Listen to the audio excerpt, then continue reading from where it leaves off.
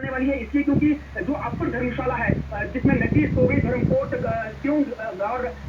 अगर बात करें भागसू की भागसू वाटरफॉल भागसू टेम्पल वहाँ ये जो क्लाउड बर्स्ट जो हुआ बताया जा रहा है वो भागसू टेम्पल के इर्द गिर्द की वो जगह है और वहाँ पर एक छोटा सा नाला है और नाले में जिस तरह से बाढ़ आई हुई है और नाले के दोनों तरफ जो होटल्स बने हुए हैं बहुत ज्यादा होटल्स वहाँ पर बने हुए हैं काफी ज्यादा एनक्रोचमेंट भी हम कह सकते हैं कि वहाँ पर हुई थी। हम लोग पहले भी जब वहाँ पर जाया करते थे तो हम लोग यही अंदाजा लगाते थे कि कभी ना कभी अगर इस तरह से हालात हुए तो इन लोगों को नुकसान हो सकता है और ठीक उसी तरह से आज जब तस्वीरें हमारे सामने आई हैं तो वाकई में हम लोग भी हैरान बताइए क्योंकि अभी देखिए ये सैलाब की तस्वीरें हम देख रहे हैं, नुकसान का अंदाजा लगाया जा सकता है, लेकिन अब जरा आप ये बताइए कि क्या अभी भी बारिश हो रही है? क्योंकि अगर ऐसे बारिश होती रही तो जाहिर तौर पर जो चुनौतियां अभी है वो ज्यादा बढ़ जाएंगी।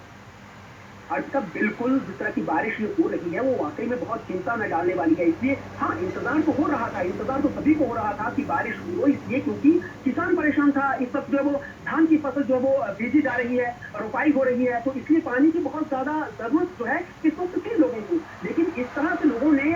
कयास भी नहीं लगाया था, इस तरह से लोगों ने सोचा भी नहीं था कि इस तरह की भी बारिश हो सकती है जिस तरह की बारिश फिलहाल हो रही है। मूसलाधार बारिश हो रही है, बहुत ज्यादा बारिश हो रही है और पूरे इलाके में बारिश हो रही है। इनफैक्ट जो किसान कल तक बारिश के लिए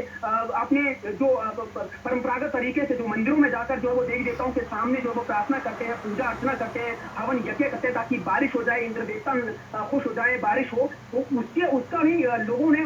इंतजाम किया। उस तरह से भी लोगों ने जो है वो पूजा पाठ किए और पूजा अर्चना की कि बारिश हो। लेकिन अब जो ये बारिश हो रही है उससे भी किसान भी परेशान हो गया है। किसान खुद अब खेतों में जाकर जो बारिश कल तक पानी की जो मेढे बना रहा था, पानी इकट्ठा कर रहा था अपने खेतों में जाकर धान की रोपाई के लिए, अब उसको जो है वो कैनाल जो बनाई थी, वो जो मेढे बनाई थी, उनको तोड़ना पड़ रहा है ताकि उनके खेत कहीं पानी में न बह जाए। तो इस तरह के हालात पैदा हो चुके हुए हैं। और पहाड़ों की अगर हम बात करें, यहाँ पर बहुत सारे ऐसे इलाके में जो कि ऊंचे ऊंचे पहाड़ भी हैं और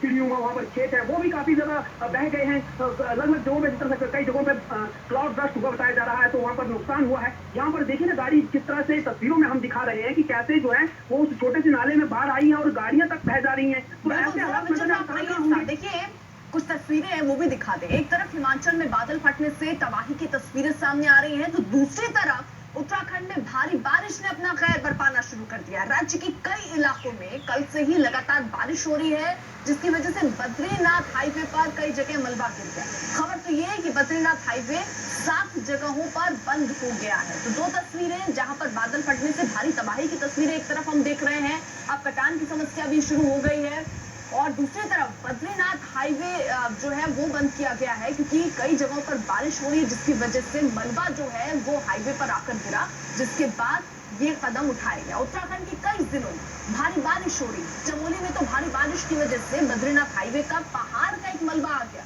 और यही नहीं, बद्रीनाथ हाईवे मलबा आने की वजह से 7 जगहों पर बंद हो गया, जिससे लोगों को काफी परेशानी का सामना करना पड़ रहा है।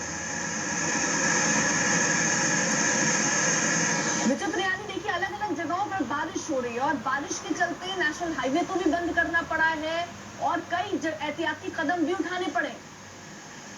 बिल्कुल बिल्कुल अर्चना, ये कह सकते हैं कि अब एहतियाती कदम जो है उठाने ही पड़ेंगे। अब जो फोकस पहले कोविड पर हुआ पड़ा था, अब जो है वो कहीं ना कहीं इस बरसात पर भी फोकस करना होगा प्रशासन को, क्योंकि जिस तरह के हालात इस बारिश ने बना दिए हैं, जिस मानसून ने बना दिए हैं, तो जाहिर सी बात है कि अब जो राहत और बचाव कार्य के लिए जो टीमें बनाई गई थी, अब उनको अलर्ट करना होगा, उनको और ज्यादा सतर्क करने की जरूरत है और खासतौर पर एनडीआरएफ की मदद लेने की बहुत ज्यादा जरूरत है। हालांकि हाँ हो सकता है कि थोड़ी देर के लिए बारिश के उसके बाद जो मौसम साफ हो जाए, बारिश हट जाए, तो फिर से वैसी स्थिति ना हो। लेकिन जिस तरह से अभी ये जिस तरह के ये हालात नजर आ रहे हैं, लगभग ऐसा बिल्कुल भी प्रतीत नहीं हो रहा है कि ये बारिश जो वो थम जाएगी अगले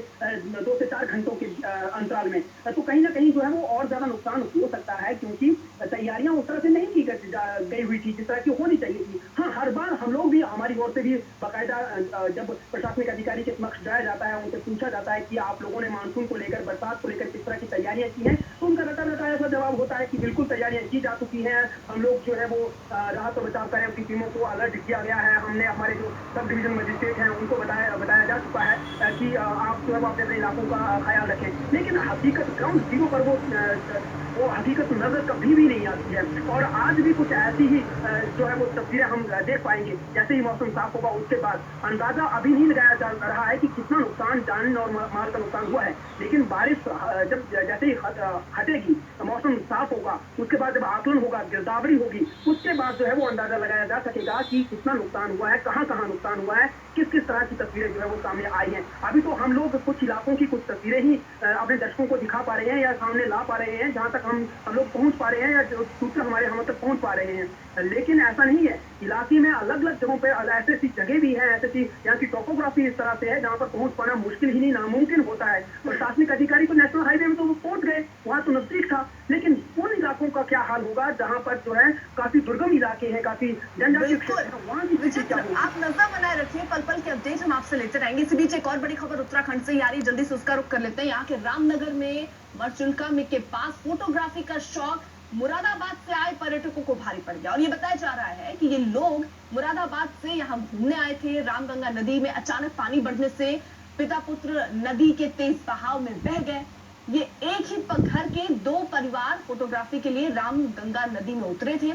लेकिन तभी नदी का जलस्तर बढ़ा जिसमें पिता और पुत्र बह गए। अभी तक वो मिले नहीं है। पुलिस के साथ ही एसडीआरएफ की टीम भी मौके पर मौजूद है, तलाश में जुटी है।